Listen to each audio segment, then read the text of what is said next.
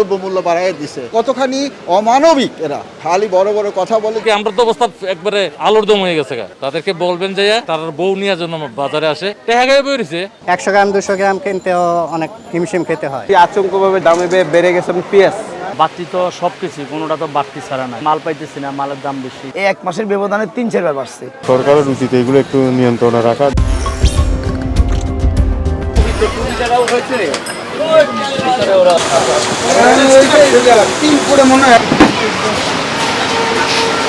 পেঁয়াজ এবং তেলের দাম, সাথে আপনার চিনির দামও বাড়ছে।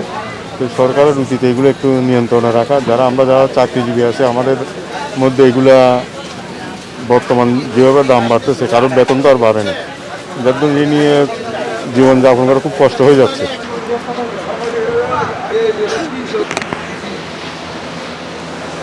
দ্রব্যমূল্য এই সময় বাড়ে, মানুষের হাতে পয়সা নাই, করি নাই, দ্রব্যমূল্য বাড়ায় দিছে। কতখানি অমানবিক এরা, খালি তা না, প্রত্যেকটা ক্ষেত্রে প্রতিটা সেক্টরে সব কিছু বাড়ায় দিছে।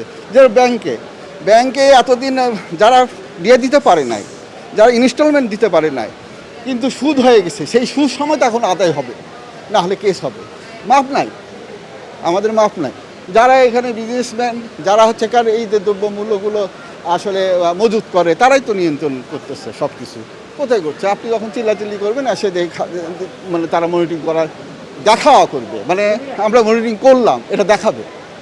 এছাড়া এরা মনিটরিং করে, সবাই এক সেম, খালি বড় বড় কথা বলে, প্রণোদনা দেওয়া হচ্ছে, অমুক হচ্ছে, তুমুক হচ্ছে, কিন্তু আসলে এগুলো কথার কথা, এগুলো আমরা পাচ্ছি না। এই 1 মাসের ব্যবধানে 3-4 বার বাড়ছে।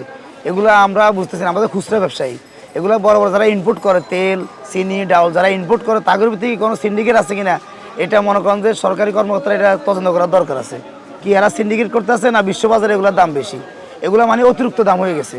আমরা খুচরা ব্যবসায়ী প্রত্যেক সপ্তাহে কাস্টমার লোক জড়া করতেছি, এই সপ্তাহ আসলে 5 টাকা বেশি লিটারে, এই 2 দিন বাদে 10 টাকা বেশি, 2 দিন বাদে 5 টাকা বেশি। মানে আমাদের খুচরা দোকানদার এটা এখন ঝগড়া সৃষ্টি হয়েছে কাস্টমারের সাথে। কোম্পানিতে মাল আনতেছি, সকালে একদম, বিকেলে একদম, রাত্রে একদম, এই অবস্থা। আমরা তো অবস্থা একবারে আলোর দম হয়ে গেছে। তাদেরকে বলবেন যে তার বউ নেওয়ার জন্য বাজারে আসে, আইসা যেন দেখা যায়। তার বোধহয় আলাদা পয়সা টাকা রোজগারের ব্যবস্থা আছে, সেই জন্য তারা ওই সময় মতো ভোক্তা অধিকার হয়ে আসে, আর অসময়ে তারা আর ভোক্তার কোনো খবর নেই। কারণ তখন তার পকেটে টাকা যায়। নিশ্চয়ই কোনো পার্টি যারা বাড়ায় কমায় তাদের সাথে তাদের সম্পর্ক আছে, এই জন্য এখন আসে না বাজারে। যখন বাড়ায় তখন তো আমাদের জন্য তাদেরই আসা উচিত।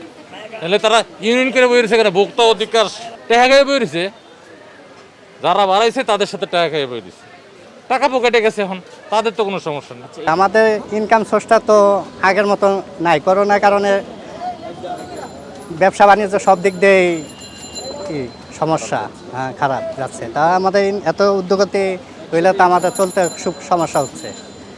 যে জায়গায় আমাদের মনে করেন যে 1 কেজি লাগবে, ওই জায়গায় আমাদের 100 গ্রাম 200 গ্রাম কিনতেও অনেক হিমশিম খেতে হয়। এখন তো এটা সরকার যদি ঠিকমতো মনিটর করে তাহলে হয়তো কিছুটা হইলো জনগণের সাথে পূরণ হবে। সরকারের এই যে না দেখে তাহলে তো সাধারণ মানুষ, গরিব মানুষ, খেটে খাওয়া মানুষ, তারা কি করবে? কিছু করার নেই। সবচেয়ে বেশি আচমকভাবে দামে বেড়ে গেছে পেঁয়াজটা খুব বেড়ে গেছে। তো পেঁয়াজ যখন 40 টাকা 38 টাকা পাইকারি রেট ছিল, বস্তা প্রতি কিনতাম, এখন বস্তা প্রতি কিনতে হয় আপনার 55 থেকে 60 টাকা বেশি, 64 টাকা পর্যন্ত কেনা লাগে। ডাউলের দাম বাড়াইছে, পেঁয়াজের দাম বাড়াইছে, বাড়তি তো সবকিছু, কোনোটা তো বাড়তি ছাড়া নাই। এটা তো হঠাৎ করে এই মাসখানিক ধরে এই পরিস্থিতি আর কি। এর আগে ছিল তেলের দাম বেশি, তেলের দামের পরে আপনার ময়দার দাম বাড়লো, চাউলের দাম বাড়লো, কাঁচামালের দাম বাড়লো, পেঁয়াজের দাম বাড়লো। বাড়তি ছাড়া কোনোটাই নেই।